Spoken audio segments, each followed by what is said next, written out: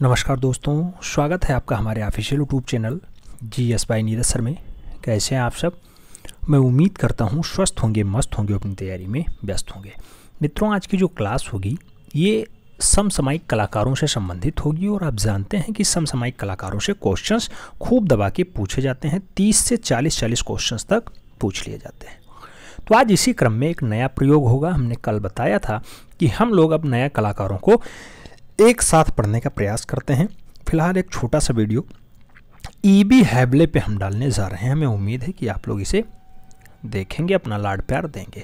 Ernest वेनफील्ड हैबले इनका पूरा नाम होता है। अगर जन्म की बात करें इनके, तो बर्कशायर इंग्लैंड में इनका जन्म होता है। पूरे डाटा के बारे में देखेंगे। कभी आते हैं मद्रास कला विद्यालय के प्राचार्य बनते हैं, कभी आगे चल करके कलकत्ता में बात जो है एज अ प्रोफेसर के रूप में, एज अ प्रिंसिपल के रूप में कार्य करते हैं।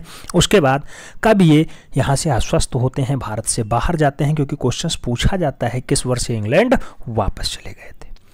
बहुत सारी पुस्तकें लिखी हैं जिसमें इनकी बहुत फेमस पुस्तकें हैं, जैसे इंडियन स्कल्पचर आर्ट पेंटिंग बहुत अच्छी रचनाओं में शुमार है, E.B. हैबले की रचना है। तो ये सब पुस्तकें भी इनके साथ देखने का प्रयास करेंगे। हमें उम्मीद है कि आप लोगों को पसंद आएगा। आइए देखते हैं। E.B. हैबले की अगर बात करते हैं तो 1861 से 1934 ईस्वी तक का इनका कार्यकाल रहा है। भारतीय कला का सही मूल्यांकन कर उसके महत्व को प्रतिपादित करने और भारतीय विद्वेषी अंग्रेज कला समीक्षकों को मुंहतोड़ उत्तर देने के लिए अंग्रेज सरकार की उसकी कला शिक्षा विषक्त गलत नीतियों के कारण अकूट आलोचना, कुछ कहते हैं कूट आलोचना करने के लिए E.B. हैबले का नाम अगण्य नाम है। कहने का मतलब यह है कि बुराई को बुराई के साथ और अच्छाई को अच्छाई के साथ देखने का काम E.B. हैबले ने बहुत अच्छे से किया है।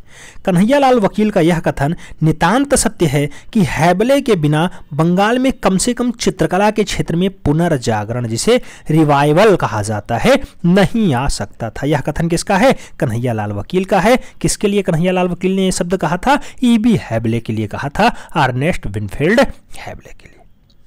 आगे कहा जाता है, जब सन 1897 ईस्वी में अवनींद्रनाथ टैगोर हैबले के संपर्क में आते हैं तो अवनींद्रनाथ को राजपूत और मुगल शैली के चित्रों का एल्बम दिखाते हुए उन्होंने इस दिशा में कार्य करने के लिए प्रेरणा दे दी।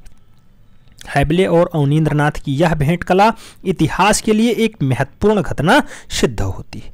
तो घटना ऐसे नहीं सिद्ध होती है, जब E.B. हैबले ने प्रेरित किया तब जाकर के इनका काम ऐसे हो पाया।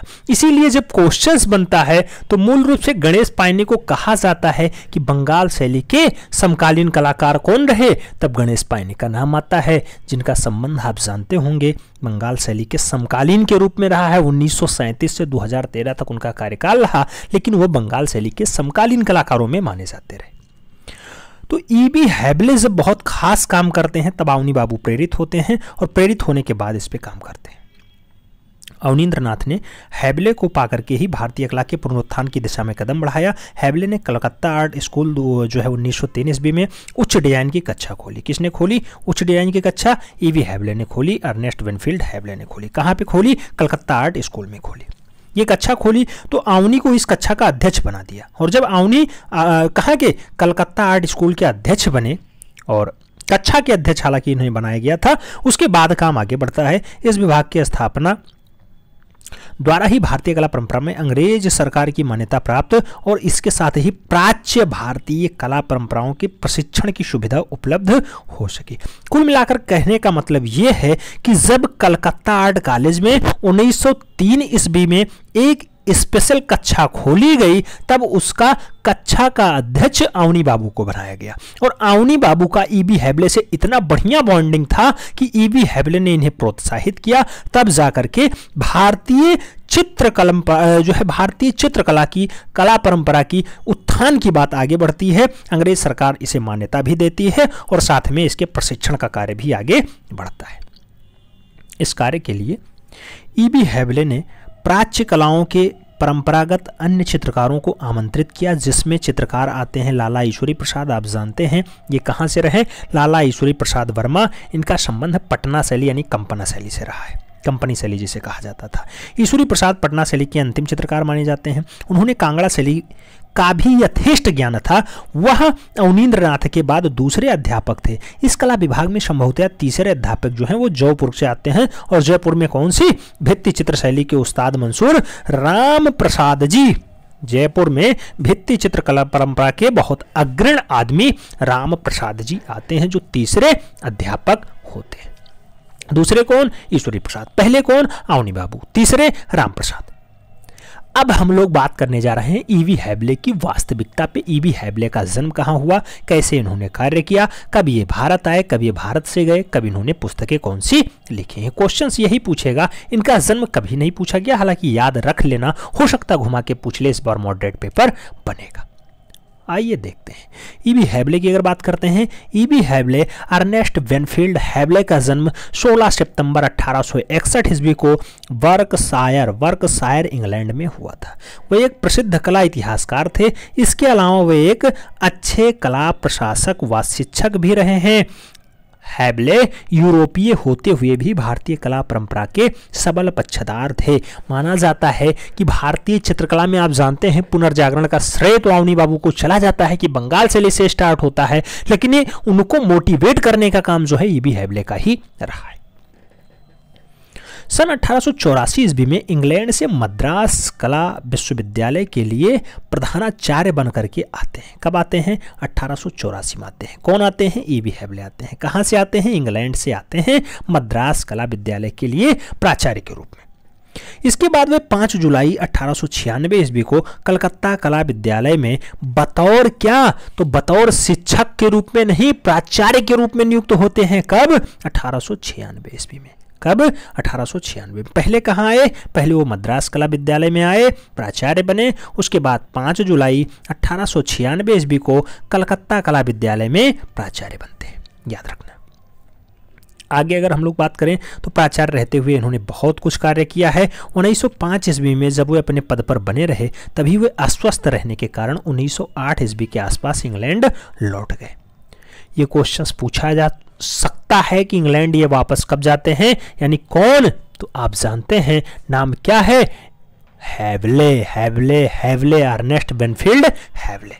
जन्म 16 सितंबर 1861। इनकी मृत्यु पूछी जाएगी, आगे बात कर लेंगे। ये इंग्लैंड वापस कब जाते हैं? 1908 में जाते हैं। आए कब थे? 1884 में आए थे। कहाँ से आए थे? इंग्लैंड से आए थे, मद्रास कला विद्यालय के लिए। आगे बढ़ते हैं। इनके महत्वपूर्ण पुस्तकें हैं, जैसे इन्होंने भारतीय कला विषयों पर कई पुस्तकें लिखी, जिसमें इंडियन स्कल्पचर एंड पेंटिंग बहुत बार पूछी जाती है, 1908 में लिखी गई, लंदन में है। आइडियल्स ऑफ इंडियन आर्ट जो है ये भी लंदन में 1911 में लिखा गया। Handbook of Indian art London में 1920 में लिखा गया। इंडियन आर्किटेक्चर लंदन 1913 में इन्होंने लिखा था। Essays on Indian art industry and education Madras 1907 में इन्होंने लिखा था। बनारस द सेकेंड सिटी ये जो पुस्तक इंपॉर्टेंट है 1905 में लिखा गया था। किसने लिखा? ईवी हैबले ने लिखा था, अर्नेस्ट वेनफील्ड हैबले ने लिखा। A handbook to Agra and the Taj ये लंदन में 1904 ईस्वी में लिखा था। अगली महत्वपूर्ण पुस्तक आती है the history of iron rule in Indian from the earliest time to the death of Akbar. ऐसी रचना न्यूयॉर्क में इन्होंने लिखी थी 1918 के आसपास।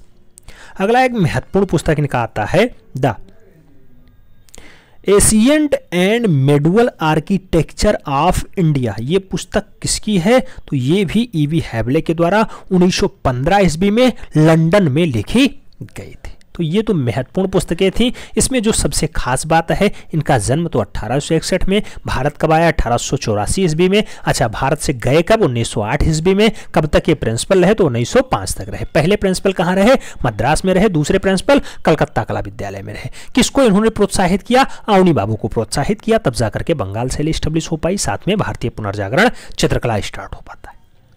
आगे अगर बात करते हैं तो कहा जाता है इनके लिए कि हैबले ने तत्कालीन पारिस्थितिकी पर चिंता व्यक्त करते हुए कहा था कि पश्चिमी संस्कृति में भारतीय युवाओं की आंख को अपने देश की निजी प्रकृति, कला और संस्कृति के प्रति अंधा और कानों का बहरा बना दिया है। भारत की प्राचीन कला को अधिकांशतः खत्म कर दिया गया है, जनता की अभिरुचि बदल करके भ्रष्ट कर दी गई है, जबकि इस क्षेत्र के बदले में हम भारत को अपनी राष्ट्रीय कला से कुछ भी नहीं दिए हैं। ये कथन रहा है, कड़ू कथन रहा है, थोड़ा सा टफ वर्ड होता है, इसे कठिन शब्द कहा जाता है। ईबी हैबले ने अपने ही गवर्नमेंट के लिए बोला था। हैबले का अनुसरण कर अनेक यूरोपीय समीक्षक ने भारत की प्राचीन कला के विभिन्न पहलुओं पर गंभीरतापूर्वक अध्ययन कर अनेक नवीन तथ्यों का उद्यान दिया है। इसी प्रकार जो है कला प्रेमियों और समीक्षकों में पर्सी ब्राउन आते हैं, विसेंट स्मिथ आते हैं, डॉक्टर एनी बेसेंट आते हैं, भगनी निवेदिता आती हैं, हरमन गोएत्स आते हैं, स्टेला कैमरिस आती हैं, हेनरीच जर्मन आते हैं आदि उल्लेखनीय नाम हैं। जो लोग आते हैं यूरोपीय समीक्षक होते हैं, भारतीय कला को पढ़ते हैं, समझते हैं, भारतीय प्राचीन संपदा को समझते हैं, उसके बाद अपना व्याख्यान देते हैं। हैबले की अगर बात करते हैं तो 31 दिसंबर 1934 ईस्वी को 73 वर्ष की आयु में ऑक्सफोर्ड में उनका निधन हो जाता है। हैबले आप जानते हैं 73 वर्षों तक कार्य किए, 1934 में विदा लेते हैं। आते कब हैं तो 1861 में ये आते हैं। दिन कौन सा होता है? 16 सितंबर का। कहाँ जन्म होता है? बर्कशायर इंग्लैंड में इनका जन्म होता है, अर्नेस्ट बेनफील्ड हैबले का। भारत कब आते हैं? 1884 में आते हैं। कहाँ आते हैं? मद्रास कला विद्यालय में प्राचार्य बनने के लिए। कहाँ से आते हैं? इंग्लैंड से आते हैं। 5 जुलाई 1896 को कलकत्ता कला विद्यालय में प्राचार्य बनते हैं और उसके बाद 1905 तक वो इस पद पे रहते हैं। 1908 में भारत से लौट जाते हैं इंग्लैंड। क्यों? क्योंकि ये अस्वस्थ हो जाते हैं। उसके बाद वहाँ से बहुत सारे पुस्तकें लिखते हैं, जिसमें खास पुस्तक इंडियन स्कल्पचर एंड पेंटिंग है जो 1908 में लिखी जाती है लंदन से। फिर आइडियल्स ऑफ इंडियन आर्ट है। उसके बाद बहुत सारी पुस्तकें हैं, एसेज ऑन इंडियन आर्ट हो गया, या फिर बनारस द सेकंड सिटी हो गया, a handbook to Agra and the Taj हो गया। ये सब पुस्तकें किसकी हैं? ईबी हैबले की हैं। कोई एक क्वेश्चन इनसे बनेगा तो आप याद रखना, डाटा इंपॉर्टेंट है। इनसे जो क्वेश्चंस बन सकते थे, इससे बाहर कुछ नहीं आएगा, ये गारंटी है। इससे बाहर एक भी प्रश्न नहीं आएगा। अगर ईबी हैबले से क्वेश्चंस बना तो इतना पर्याप्त है। हमें उम्मीद है वीडियो पसंद आएगा तो लाइक ठोकना और मित्रों के बीच शेयर कर देना। मिलते हैं क्षण में, तब तक के लिए जय हिंद।